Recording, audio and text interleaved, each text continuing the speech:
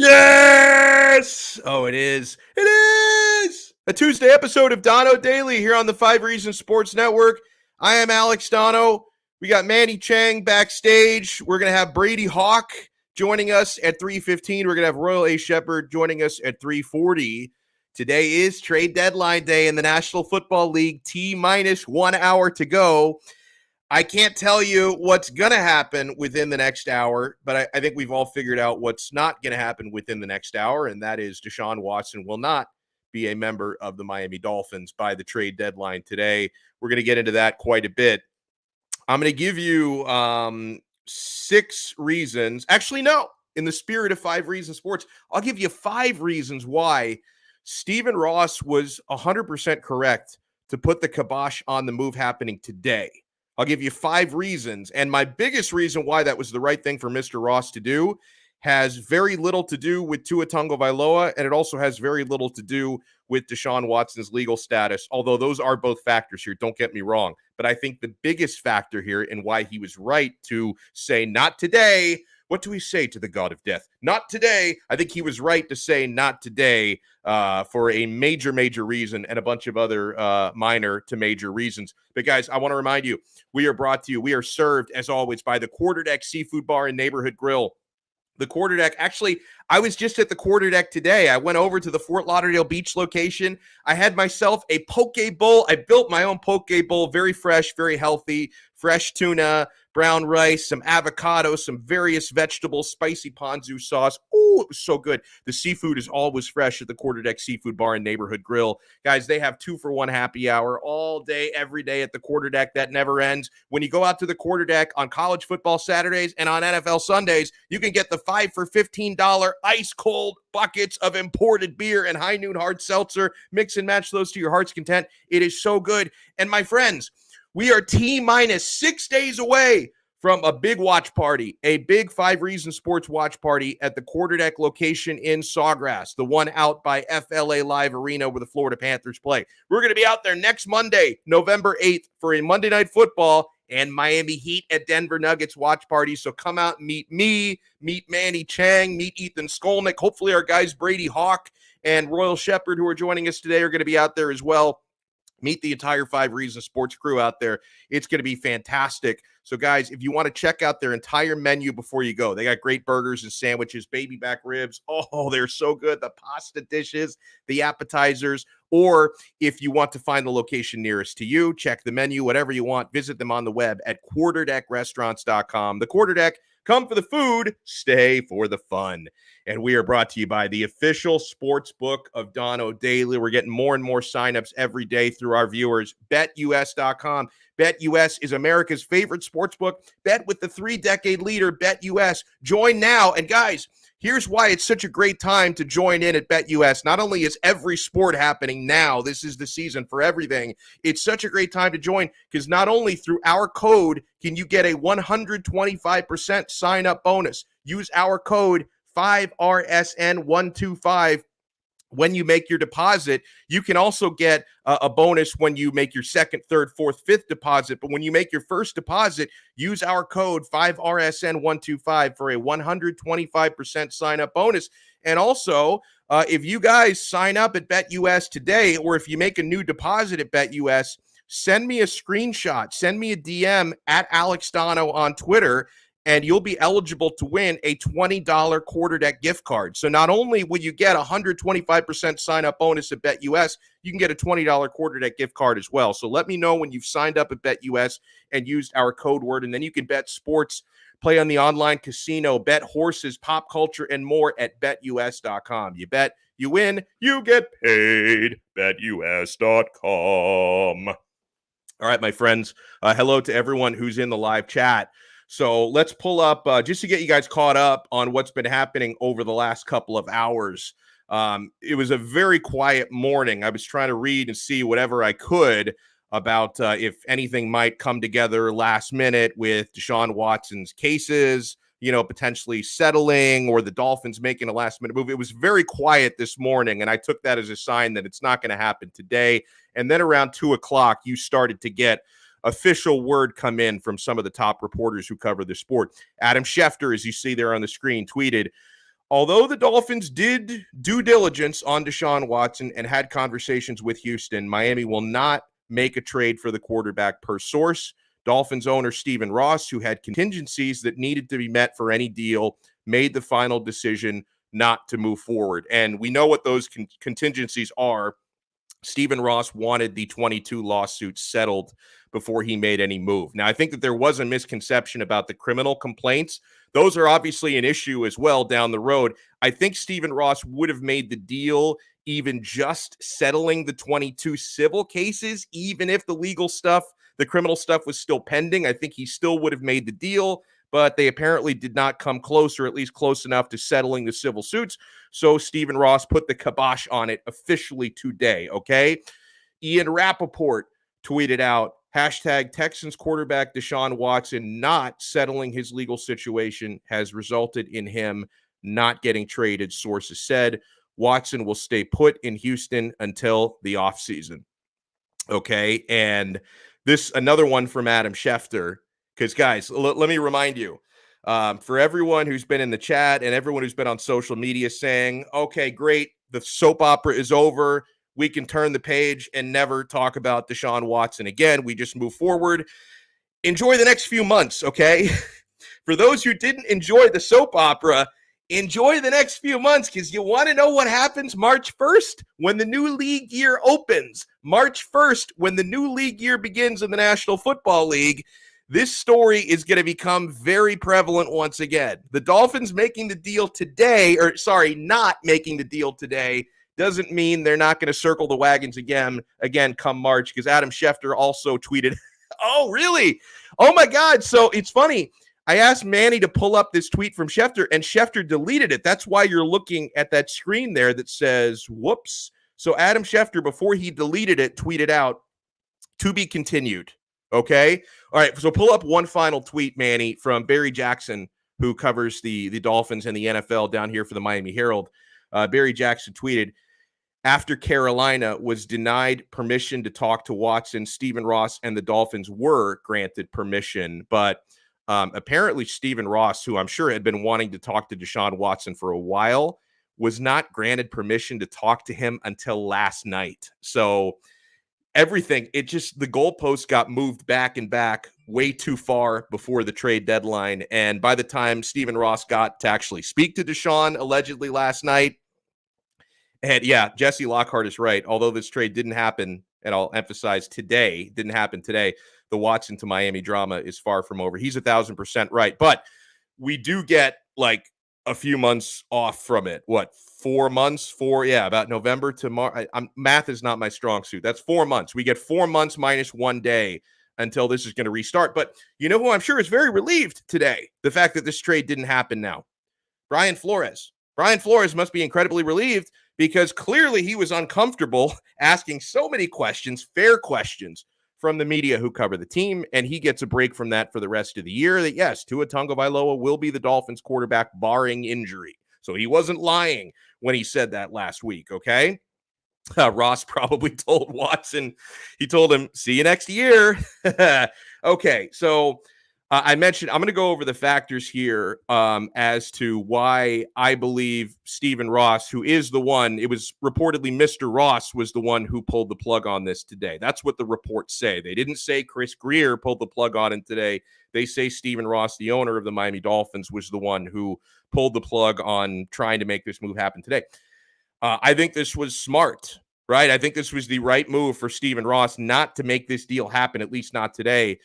Deshaun Watson, as I have been told repeatedly, is planning on sticking to his guns for as long as possible in only agreeing to waive his no-trade clause to Miami, right? That for the other teams that have been interested, very vocally interested, Philadelphia, Carolina especially, never signed off on waiving his no-trade clause for those guys, has made it abundantly clear to Houston and also to Miami, I am only waiving my no-trade clause to the Miami Dolphins. And I am told that he is going to stick to his guns and maintain he will only consider Miami, not other suitors, okay? So he keeps his leverage, right? Because the no-trade clause is the only leverage that Deshaun Watson has here. He keeps his leverage, and also Miami keeps their leverage in future negotiations once the new league year opens in March. In other words, when March rolls around, as people are talking about in the live chat right now, if Watson is still indeed unwilling to consider other teams,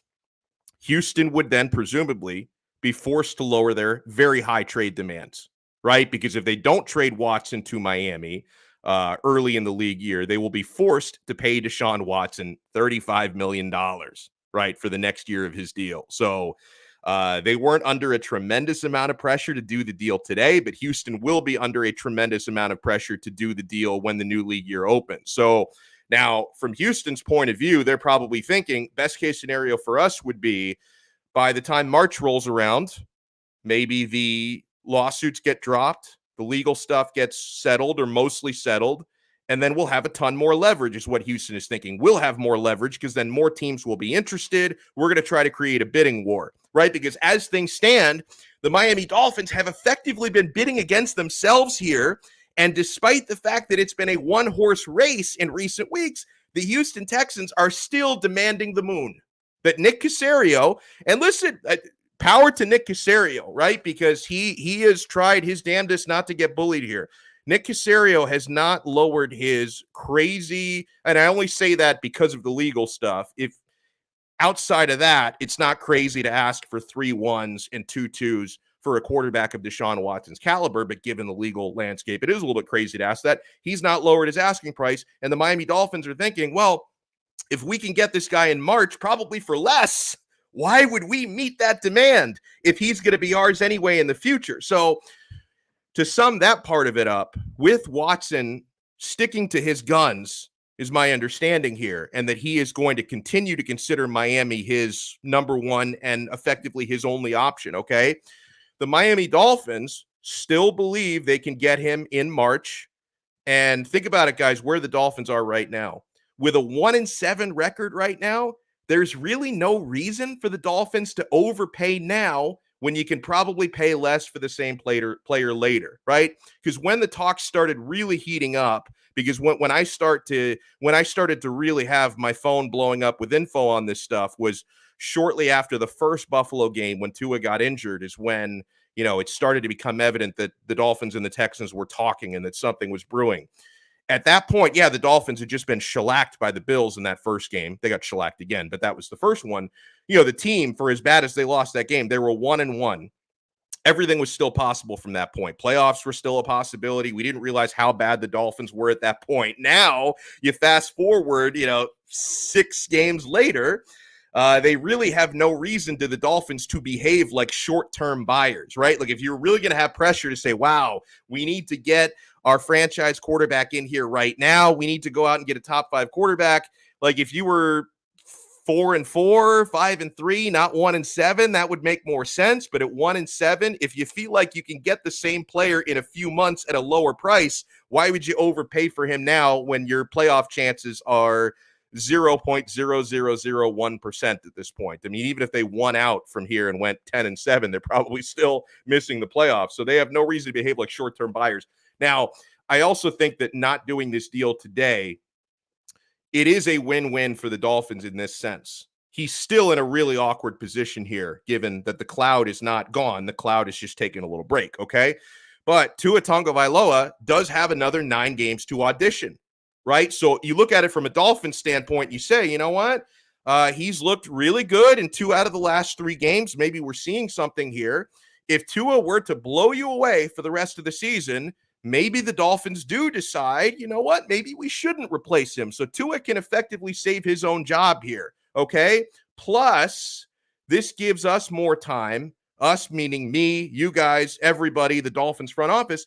This gives the Dolphins more time to see how the legal process plays out with Watson, okay? Watson does not have his civil cases settled at this point. Maybe he will by March, right? Criminal charges have not materialized to this point. Maybe they will, or maybe the complaints will get dismissed. We don't know how that's going to evolve, but I know that the Dolphins are going to know a lot more about its legal situation 4 months from now than they know today, okay? And then most importantly, I mentioned to you guys that I think that even though I gave you 5 reasons, I think that one of these reasons to me is the biggest factor in why Stephen Ross was right to kibosh this today and not make the deal today. Circle the wagons again in March, okay? Most importantly, you've got a general manager and a head coach who are both on the hot seat. At least they should be. I'm assuming they're on the hot seat. I mean, how do you evaluate the performance of Chris Grier? He's failing. How do you evaluate the performance of Brian Flores and his staff? He's responsible for the 18 offensive coordinators, right? He's responsible for the way that the defense has been bad for most of the year. That Flo and Grier, especially Grier, should be on the hot seat right now. They need to be evaluated and potentially both dismissed by the end of the season. So if I'm Stephen Ross, I'm not going to let them, being Flores and Grier, I'm not going to let them make a trade this big when they might not be around to pick up the pieces in the future if this thing turns out to be a disaster. Like, you've got a general manager who should have very little job security right now, who should be on the hot seat. If I'm Stephen Ross and I think about what might be the biggest trade in the history of this franchise, do I really want to let a general manager I'm not sure should even be here? Do I really want to let that GM make this trade when, what if the worst case scenario? What if Deshaun Watson does go to prison? Or what if the rest of the team is just so bad that even Deshaun Watson can't make us a contender? And then, whoops, we've dealt away 3 first-round picks, 2 seconds, and maybe a third. Or what I was told weeks ago was 3 first-round picks, 1 second, and 2 thirds. That's a lot of assets. You're telling me that I let a general manager on the hot seat deal all that away, and then the future GM won't have those picks to spend. So this, to me, if I'm Stephen Ross, I've got to say, you know what? The situation here has changed. Not only is every player on this roster up for evaluation right now, every member of the front office, every member of the coaching staff, nobody's secure right now. So why would I let a GM and a head coach make a desperate trade to try to save their jobs when we can probably get that same player anyway if we want him 4 months from now, and maybe I've replaced both of them by that point? It just makes too much sense. And again, my opinion, I think if the Dolphins were 5-3, 4-4 right now, they probably just made this deal. But since they're not, I think Stephen Ross was 1,000% right not to make it today. It's going to be there in March if you want to make the deal, or maybe the dream scenario. I know every Dolphin fan would love this because they're all Tunga Vailoa crazy. Everybody loves Tua. Maybe Tua can actually show us over the next 9 games. Moving on from this guy would be a mistake. I hope it works out with Tua. Now, I've told you my opinion many times. I don't necessarily think Tua is the answer. I don't think Deshaun Watson and his baggage is necessarily the answer either. So I am in wait-and-see mode, and I think Stephen Ross is in wait-and-see mode as well. Got a big game coming up tonight, my friends. The Miami Heat, who are number 1 on all the power rankings. Like, I feel weird, like, because Brady Hawk, who joins us from 5reasonsports.com, you know, as a Heat fan since the end of the Big 3 era, I'm accustomed to having a chip on the shoulder and being a little bit disrespected. Now that I start to see the Heat getting respect, I don't know if I know what to do with that. So how are you doing today? Oh, I'm doing good. I think as we feel like that chip has been eliminated, seeing number 1 in the power rankings and things like that. But I don't think the Heat players look at themselves as number 1 in the power rankings. Like, I think they know that they can beat anybody in this league. They say it time and time again, and now they actually have a roster that translates to that. But I just feel like they always have a chip on their shoulder no matter what, even if it's with each other, no matter the circumstance, they're going to have that. But it is a weird sight to see, obviously 5-1. And we knew coming in at the beginning of their schedule was going to be really tough. And then once you get into the maybe 20, 25 games in, then you could start rolling a little bit more. 5-1 start, that's pretty intriguing. Now, something that surprised me, and I know it's still a pretty small sample, but we're seeing clear trends developing. This has surprised me. Tell me if it's surprised you. Are you surprised that the Heat are the number 1 rebounding team in the NBA right now? I was not expecting that. No, I could definitely say I'm surprised by that. Like, looking back, I think you needed to get the backup big and Dedmon back. You needed to get at least a little size for Bam. And then you got 2 guys in Markieff Morris and PJ Tucker who are not known for their length. They're more broader guys that could do things. But it's not always that length translates to rebounding. I think we've seen that guys like Spo, guys like the players even are saying PJ Tucker is one of the best box out guys they've seen in this league, where he's moving guys around this whole time where you're opening up lanes for guys like Bam, who added 10 pounds of muscle up top this thing to get those type of rebounds. The rebounding is pretty spread out if you look at it from night to night. Guys like Tyler Hero up there, Kyle Lowry's up there. They're clearing out lanes just with the box outs and that type of stuff that they're able to do that.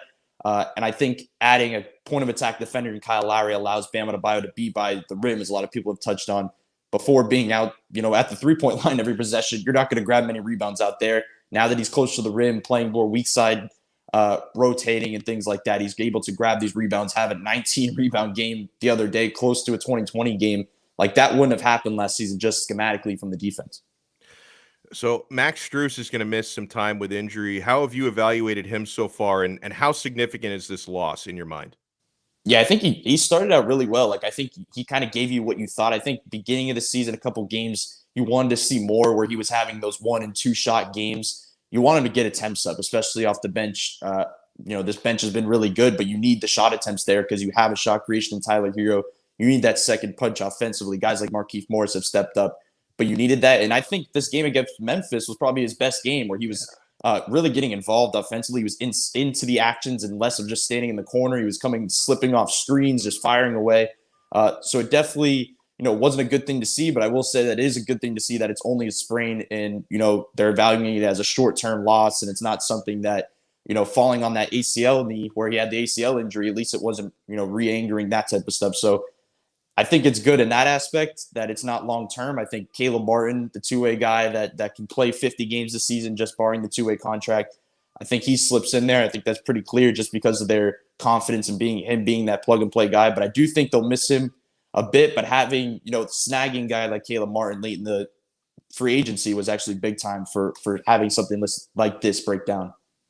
I think, and I was super impressed in winning those back-to-backs at the end of last week. Like, I didn't think that they were going to win that Memphis game, so that was nice. I know that the game that caught a lot of people's attention nationally, like for those who don't necessarily pay attention to the Heat night in and night out, the way that they soundly beat Brooklyn, I think was an eye-opener, because like they demolished Milwaukee, but people could make excuses for how many players were out. Obviously, Brooklyn doesn't have Kyrie, but it's like, who knows when they'll have him again. So that's not really an excuse. So that was eye-opening for people what the Heat did to Brooklyn. And, everyone, like I saw a lot of tweets from Sedano, who is a Heat guy, but he's over in LA, so he was paying more attention that night, talking about the Heat's defense. I mean, so far, Brady, do the Heat have the best defense in the NBA so far? If not, who does? Yeah, it's the Miami Heat, and I think we kind of expected that coming in, but the defensive rating numbers and these advanced numbers defensively is just wild. Obviously, it's a small sample size, so you can't really look that deeply into it, but they're doing stuff that, we didn't really expect. They did it without Bam Adebayo the other night. They, as much as they lost and played bad against that in that Indiana game, they played pretty great defense without Kyle Lowry. Like, missing pieces does not just hurt them altogether like it did in past seasons, where if you missed a guy like Jimmy or a guy like Bam last season, everything fell apart and you kind of knew how that was going to go. Now you kind of have these other role players stepping up, which I think is the part to talk about more. Like, you're getting MVP level Jimmy, you're getting guys, Kyle Lowry becoming the guy, the facilitator that's stepping up, but these role players are playing way above their heads right now. Like, I think some of them are sustainable, but guys like PJ Tucker basically won them the game against Brooklyn. Dedmon has played fantastic off the bench, stepped up to the starting lineup and played well. Markieff Morris is accepting a role in the mid-range instead of firing threes all game. Like, these role players stepping up and being able to be such defensive threats and be able to switch on guys. PJ the other night saying it's so good because Bam can switch on the guy and he's cool. Then Jimmy will switch on the guy and he's cool. Then Kyle will switch on the guy and he's cool. Like, this wasn't possible last season where you're able to throw so many things. And it's just a Spo team. Like, Spo is able to do so many different things and have guys missing, and guys can step up down the line. Has anybody else in the East surprised you, good or bad? Because I got to say, Chicago looks really good, and I think it might be the Midas touch of Alana Tahauer. Like, as you notice, every team Alana covers is really good this year. She covers the Heat. They look like, right now at least, championship contenders. God, I probably just mushed them. I'm so sorry. But the Heat are the best team in the NBA right now. Chicago looks really good. Are they the biggest surprise for you, or who is, good or bad? Yeah, I think it definitely is Chicago. Just the hot start. Obviously, they had some easy games early on, but just being able to put it together so early, I think it's similar to Miami. Like, you have a bunch of new guys on your team. You're kind of just trying to get acquainted earlier in the season. and it's just clicking like for both of these teams. I think Miami's defense is obviously a lot more sustainable than Chicago's because that I think is a bit of a surprise how good they've been defensively. DeRozan has stepped in, and what did he have, a 37-point night last night in that win to come back against Boston? Like their pieces are fitting in just as well as Miami's, but I think playoff setting, it's just a different story. This Heat team is a playoff team. Like we talked about this all offseason, where you had to just get a decent seed and then you felt good. You just had to get to the playoffs with home court advantage, and then that's where you really take off. I didn't expect a 5-1 start. I didn't expect a high seed in the Eastern Conference without a regular season, and they've kind of surprised. I think both Miami and Chicago will tail off a little bit, where they're going to drop and everything will kind of equal out. But with Miami, you don't really know with the guys they have, that they have so many different guys that can do what they're doing. They have Tyler stepping up. They have Bam emerging. They have, is Jimmy's play sustainable? Like all this stuff. And then obviously the wild card and Victor Oladipo later in the season can really propel that. So I just think the success of the regular season, was a bit unexpected, if you ask me. Now, you mentioned Oladipo. Having a lot of good players, it's a really good problem to have. I'm not saying we should hold any prayer sessions for Eric Spoelstra, but at the same time, if the Heat are still playing at this sort of a level, a couple of months down the road when Oladipo is ready to come back, doesn't that become kind of difficult to find a role for him in the rotation? Because I know how Spo is, he's so religious and rigid with his rotations when things are going well. It could get complicated just to fit Depot in. Yeah, I think it's a little easier when the guy you're talking about is an initiator like Victor Oladipo, a defender like Victor Oladipo. Obviously, we don't know what it'll look like, but the base Victor Oladipo at 60, 70, 80% is a pretty good player where he's going to slot into the bench no matter what. If the 9-man rotation breaks down, it would get a little weird. I wonder if they would go 10-man rotations in the playoffs to start out in the first round. But we've seen Spo like to go 9, so maybe Strus is edged out by that time. We don't really know. But if Victor Oladipo comes back, you basically get a 4th, 5th initiator on the team where you're seeing them basically be able to put 2, initiators on the floor at all times, Tyler, Jimmy, Kyle, and Bam. Putting Victor in there as well is just, you don't have those lineups like last season where Jimmy and Bam sitting on the bench together. They're over there looking at Spo, waiting to check back in because the lead keeps going down and down and down. Now it's like they could take an extra few minutes off and they could let these guys run because they're able to actually run offense and sustain defense. So I think the Victor Oladipo thing is pretty interesting. I think you want to wait as long as possible. The worst case scenario would have been Miami gets out to a rough start and then they're kind of rushing. They wouldn't rush the Victor Oladipo thing, but fans are kind of waiting and saying, maybe Victor Oladipo can save us. It's better if the Heat are rolling and Victor Oladipo is just that extra piece. By the way, shout out to Ernest who noticed. Yeah, I have lost some weight, and you know what? The reason why I allowed myself to get a little heavy during the pandemic was I was tired of having to reject so many women because I'm a happily married guy. I thought if I walk around with my slim Brad Pitt face, that I was. It was like one of those Old Spice commercials, like they were clinging to me. And yeah, I had to do something about it. But no, I'm getting myself. I'm still happily married, but I thought might as well get myself physically back in the game. Brady Hawk joins us here now. Brady, I wanted to pivot to the game tonight. 7:30, Miami Heat at Dallas Mavericks. The Heat are, and listen, it was funny because I was talking to a couple of our betting guys yesterday from the Daily Stakes, and 24 hours ago, there was not a point spread for this game, and we expected it to be around Miami Heat -4 or 4.5. So I'm looking at the Heat right now, -2.5 against Dallas. I'm seeing that as kind of a bargain. Now there is it's -2.5, and there's a little bit of juice there. It's -140, but a 2.5 point spread. I'm feeling really good about the Heat tonight, Brady. How do you see this game playing out? Yeah, I think that number may have fell just because Bam is still questionable, so we don't really know how that's going to break out. But I think if we look at it, if Bam playing, Dallas has struggled offensively. Like they're at the bottom of the league in offensive rating. Like I don't think it's something we expected. I think this was a tougher game on paper than I think we're seeing right now. Like this is a very winnable game for Miami. They should win this game. And it's not revolving around Bam Adebayo playing as much as it once was as well. Like if you're looking at what they did the other night without Bam, like they can win a game without him as well. And that's not taking a shot at the importance of Bam Adebayo. It's just the role players on this team being able to step up the way they have, that you still have, or not losing defense totally. You have another guy that can step up and provide it. And you have all these other guys on the team that can step up in that way. That I think this is going to be an interesting game. If you can win this one and start out the year 6-1, and then head back home for 2 games, that's a pretty great start. I think they're going to try to find a way to slow down Luka as much as possible, even though he's had some struggles, but they're still going to have so many eyes on Luka throughout this game. And I think it'll be interesting because now they can actually throw Jimmy on Luka at times and not have to worry about other guys. They could put Kyle around, maybe on Hardaway. They could do different things that they once weren't able to do. So I'm interested in this matchup. I think this should be a fun one.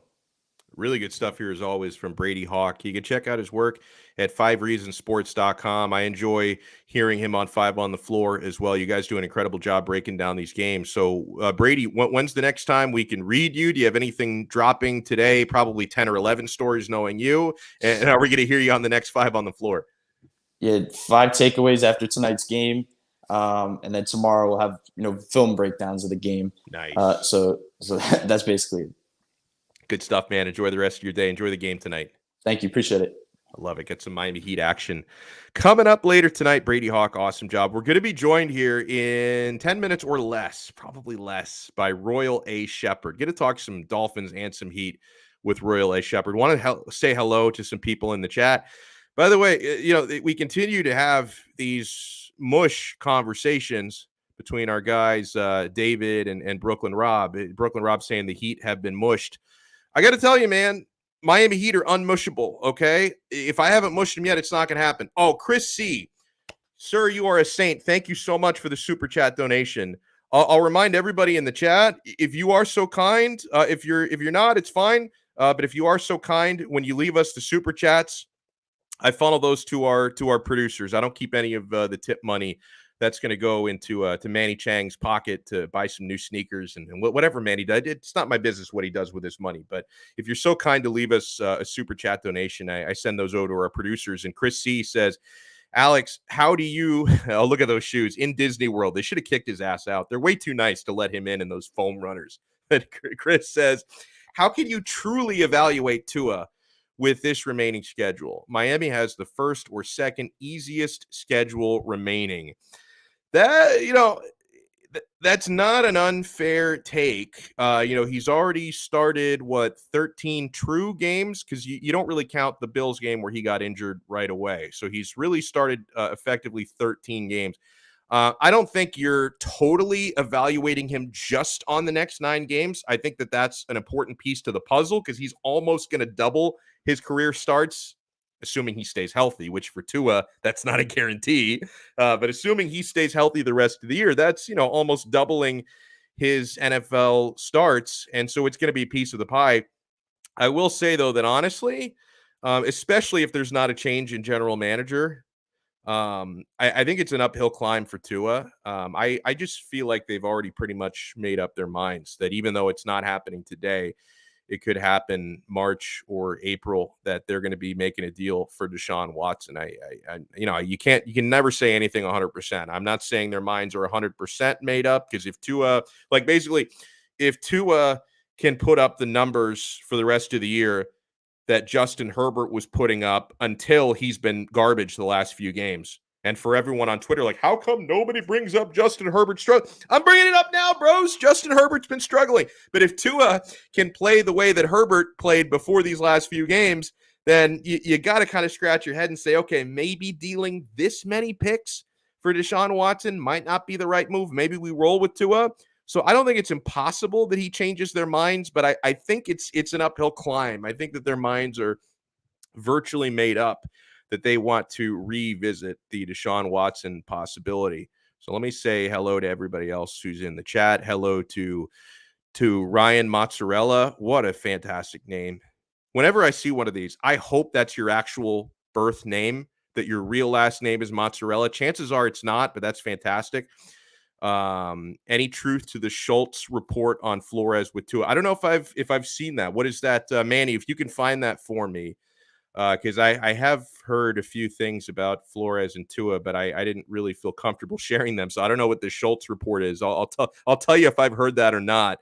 That's from Ryan Mozzarella. Hello to Gerald. Hello to G.A. Canes fan. Hello to Brooklyn Rob. Hello to Victor Sierra, who says trade for Jimmy Garoppolo. I think I'll pass. B. Smokey, who says, and to make things worse for the Dolphins, they don't have first-round draft picks in the next draft. Well, they have San Francisco's pick, I think, but the Eagles have the Dolphins pick. So the Dolphins pick that could end up being definitely a top 5 selection, possibly a top 3 selection, is going to belong to Manny's Philadelphia Eagles.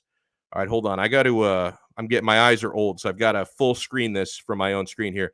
Jordan Schultz says, oh, you know what? Honestly, I don't believe this. I'm reading this now. I don't believe it. I'm told Dolphins head coach Brian Flores believes in Tua and remains confident the number 5 pick can help them become a championship caliber team. Listen, I can't speak for Flo. I don't know what's really going through his mind, but that runs contrary to a lot of the buzz around the situation. I'll just say that. I think that and listen, it's evidenced by the offensive philosophy and on the play calling. And I know Flores doesn't directly call the plays, but the people who do work for him, and that doesn't scream to me a head coach that has a ton of confidence in his young quarterback. We'll just leave it at that. I choose not to believe that Schultz report. I thought the report was going to say something very opposite of that. So I was surprised to see that that's what the report is. Just my 2 cents. I'm personally, I'm not buying it.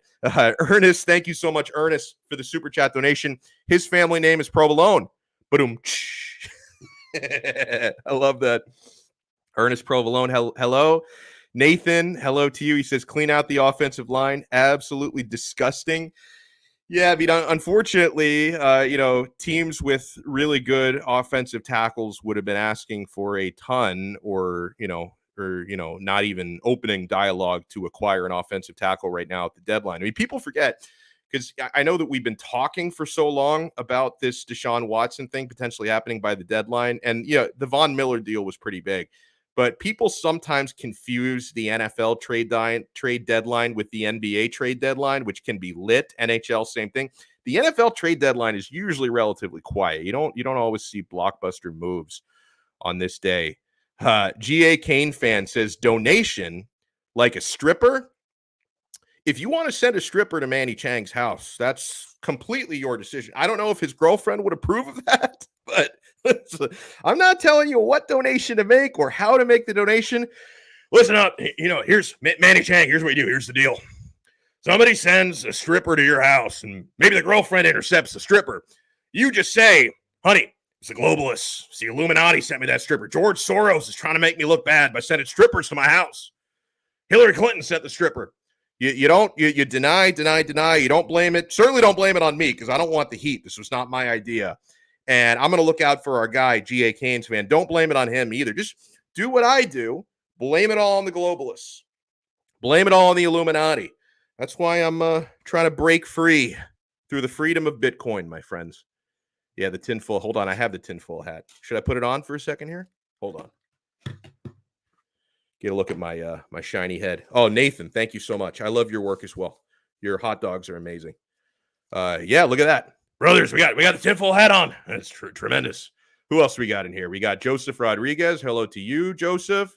Got Big Dan 305, who says we need more Canes talk. We're going to do, Dan, I apologize if I am neglecting the Canes today. We are planning on rectifying that tomorrow. We are going to have a Canes-related guest on tomorrow's show. You know what? You want to talk about tinfoil hat stuff, the globalists? What is up with this communications reduction? Okay, I've never. They claim the Hurricanes had too many headsets at the game last week, and now they're doing a 20% reduction in headsets as punishment in the Georgia Tech game. Something smells rotten in the state of Denmark.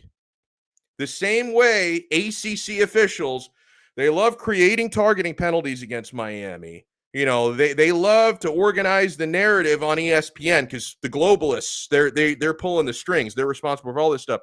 They're always trying to discredit everything Miami does, take away credit. I mean, how many headsets do you think Nick Saban has on any given Saturday? Like, he's probably got like spies in the crowd wearing headsets. He's probably got 50, 60 headsets. So you're telling me like the Hurricanes had one too many personnel wearing headsets at the game? Oh, Jesus. I just realized my hold on. My MacBook was not plugged in. If I do not plug it in the next 30 seconds, my computer is going to die. So hold on.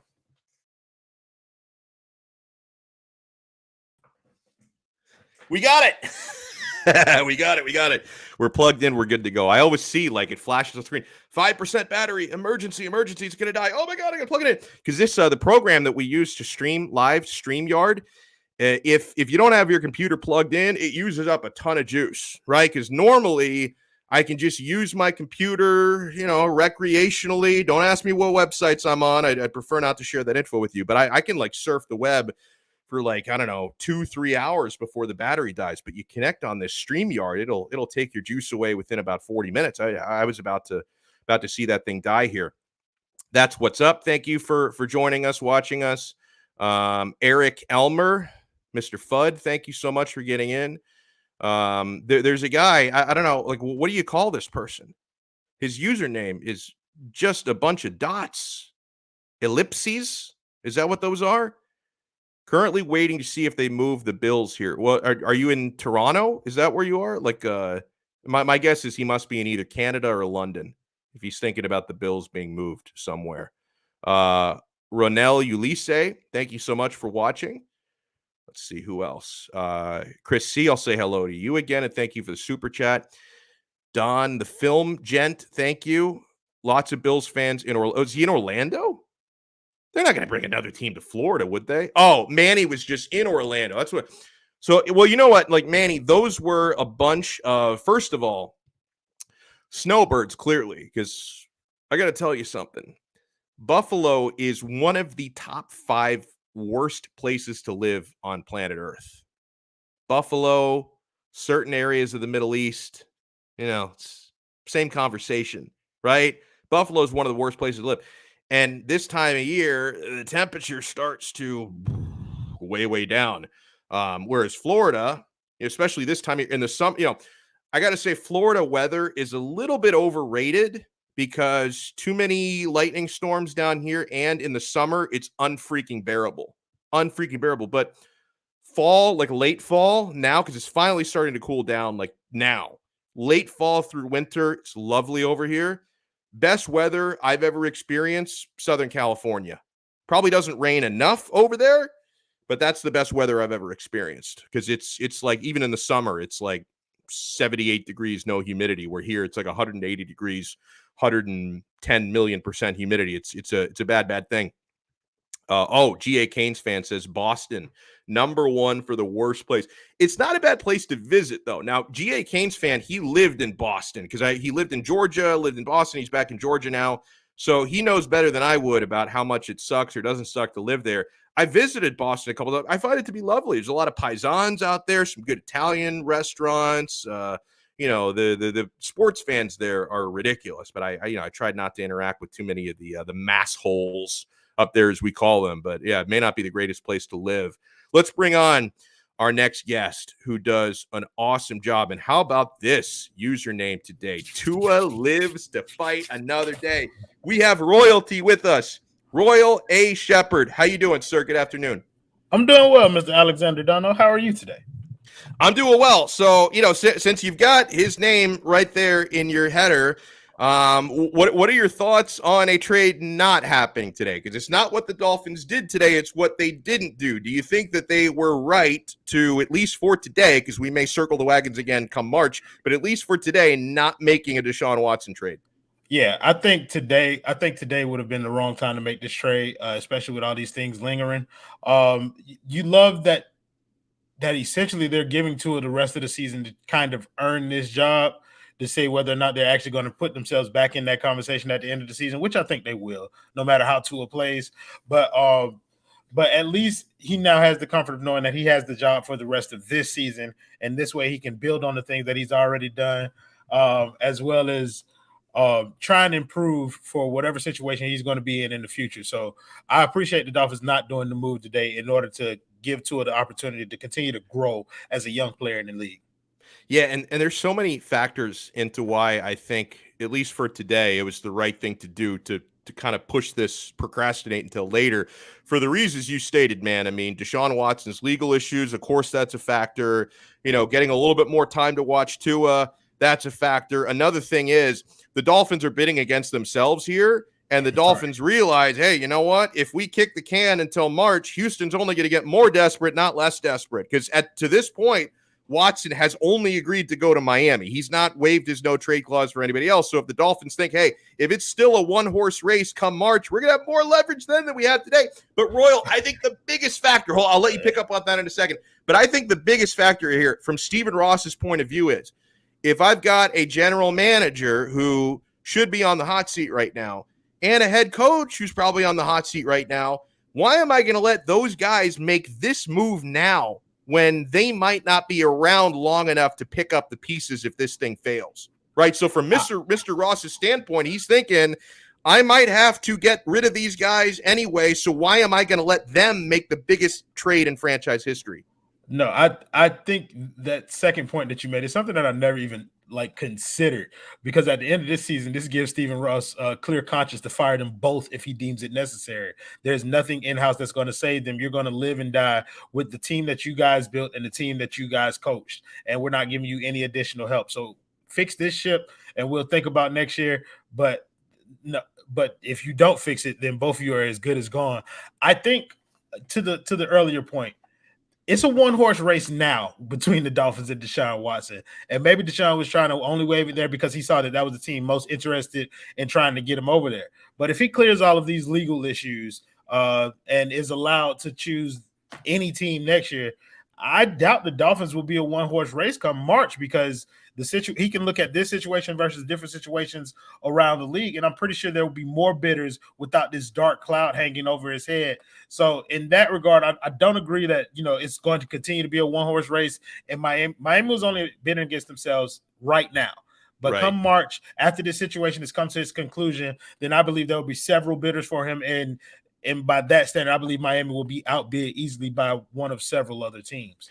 Yeah, and I think the question is going to come down to, because I have been told that for what it's worth, right? Because I'm not going to say everything every reporter is told is 100% right. I do believe people have been misled in certain situations by Houston. And let me throw the shout out here to Devin Jordan on the super chat. He says, Donno, I don't think this is a 9-game audition for Tua. I think Ross has already made up his mind and Watson will be a Dolphin next year.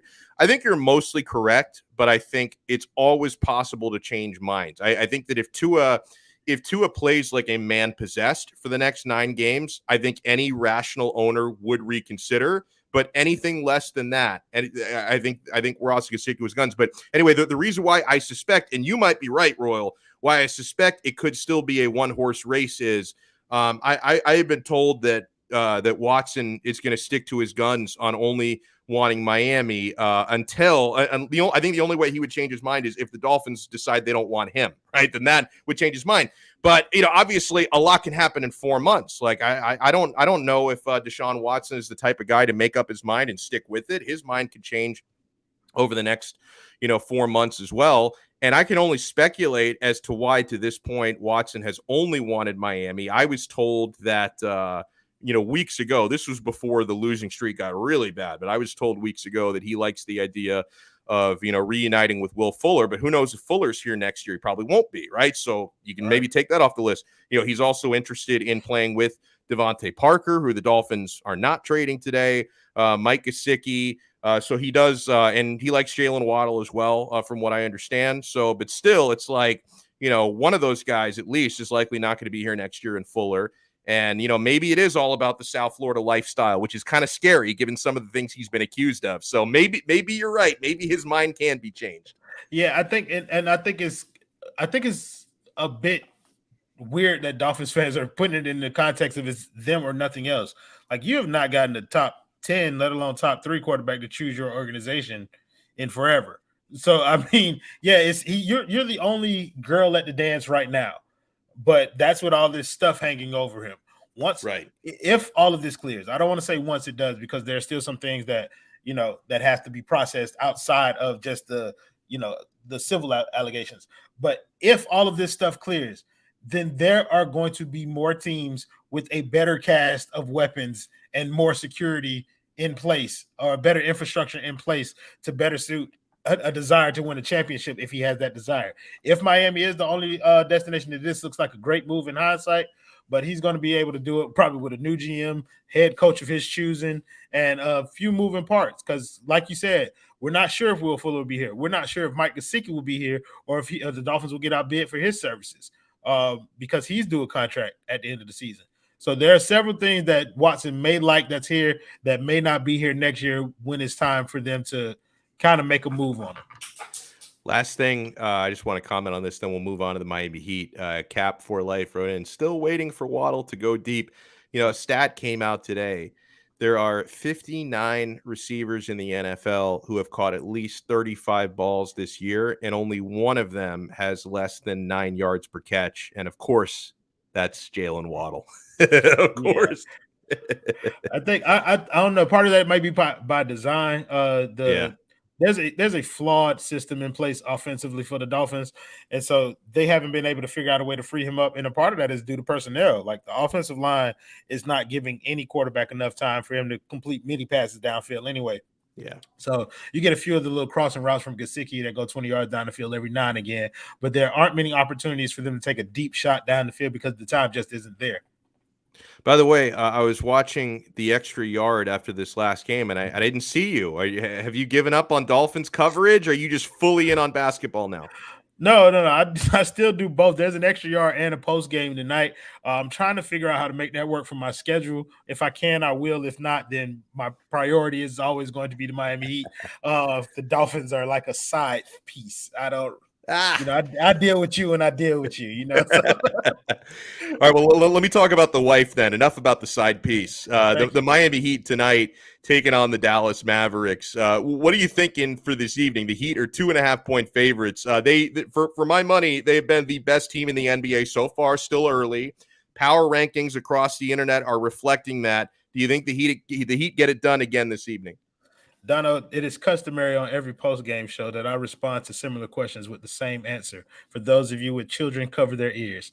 Donno, the Heat are about to blow that shit out. That's how I view this game. That's how I view every game. This team has shown me more than enough to warrant that top spot in the power ranking that they've garnered. They have shown me enough to be one of the top 2 to 3 defensive team in this league. And I think that some of that stuff is sustainable throughout the course of the season. And so I expect them to go into every game and win it. Now, of course, they won't, but with a team, Porzingis is out. It doesn't matter if Porzingis was playing. We have PJ Tucker, the Porzingis stopper. And he's been disappointing there anyway. Like Porzingis has just been, been another guy.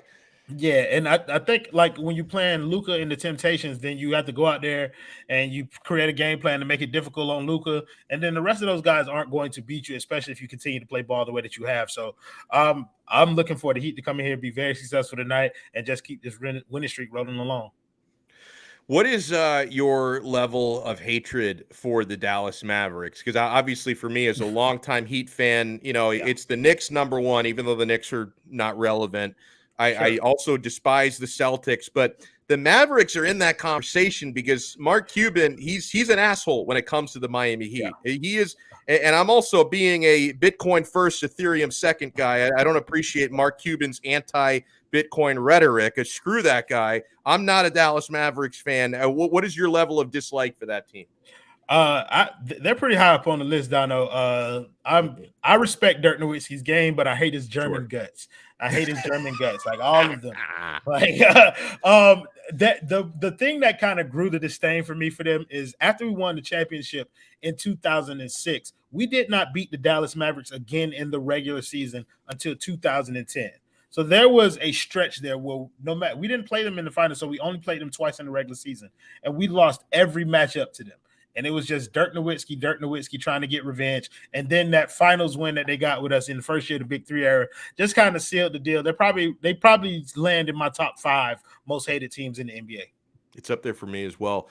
I asked the same question to Brady Hawk earlier. I'll ask it to you. How surprised are you that the Heat are, because I figured they're going to improve their rebounding maybe a little bit this year. They're the number 1 rebounding team in the NBA right now. Have they exceeded your expectations? For sure. Contrary to what you may, I don't think that they're going to get better at rebound. I think it's going to regress to a mean. But there is a level of improvement there with this roster. PJ Tucker helps out in that regard a lot because while he may not grab many boards, he is elite at boxing people out. And so and then they are able to play a lot more drop coverage with Kyle Lowry in there getting over screens. So Bam is a lot closer to the rim. So he aids. His rebounding uptick has been the biggest kind of like pleasant surprise for me. I expected him to hover around, 9, 10-ish, and he's well into 13, 14 territory. So that's been the biggest proponent, but I don't think it's sustainable throughout the course of the season. But the way that they go about getting their rebounds, the gang rebounding, Tyler Hero getting his hands in there, Jimmy Butler getting in there, Bam grabbing a few, everybody just doing their part. That's going to help them be one of the better rebounding teams in the league still. We're joined here by Royal A. Shepherd, a.k.a. Tua Lives to Fight Another Day. He joins us here on Donno Daily on 5 Reasons Sports.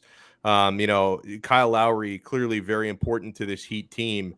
Do the Heat have enough of a plan B if he were to have to? And it might even be down the road a little bit of, maintenance. He's 35 years old. Do the Heat have enough of a plan B for when Kyle Lowry doesn't play? Or does it even matter as long as he's healthy for the playoffs? Because I think this team is built more for the playoffs than they are for the regular season. Absolutely. I think that second point is the one that hits home the best. Like this team isn't built for the regular season. No, they do not have a sufficient plan B. Plan B right now is to start Gabe Vincent, and we saw how that went for one game. It was the only game that we lost. But I think down the line, they can look for some players in the buyout market. Like John Wall is a popular name that's floating around, but that's a lot of money for Houston to buy out. Patrick Beverly is another name that I've kind of heard tinkered around with. Goran Dragic. If Goran Dragic is traded to another team and then bought out, then he can return to the Miami Heat. I'm pretty sure fans would love that. Oh, I would. Me, not so much. Oh, no? Why? No, because he doesn't play defense anymore, Donno, and he's barely good at offense. But I do believe that in spot starts, Goran can give us more than what Gabe Vincent gives us. So I wouldn't be completely opposed to it, even though I just have some other names above him. But there are options there for them to explore later on in the season. Right now, I just think they want to focus on getting their team together, finding their true identity, and then once they get to the playoffs, being able to deploy the main members of that identity. And in the meantime and in between time, just find little places where they can plug people in to fix small holes and make little adjustments. Heat and Mavericks tonight, and I'm quoting Royal, they are going to blow that shit out tonight. The Miami Heat are going to get it done this evening. So let me know. You mentioned post-game tonight, so that's going down. Anything else you want to promote coming up this week? So we have post-game tonight. I'm going to be on the halftime Paces and Spaces with some of the members of 5 Reasons. Extra Yard comes on tonight at 9 p.m. If I can pop in there, I will pop in there. Tomorrow we have the Clutch Corner. Thursday, the Extra Yard comes around again. Wow. Donno, I'm a man on a mission, guy. Donno. I streamed 6 times in 7 days. I skipped one day last week and then was back on streams like every day and been on them ever since. Working hard, man. It's time to get this money, Donno. Hardest worker on the network right here, Royal A. Shepherd. Thank you so much, man, and enjoy all the coverage coming up. No problem, man. You have a great day, Donno. I love it. That is so good.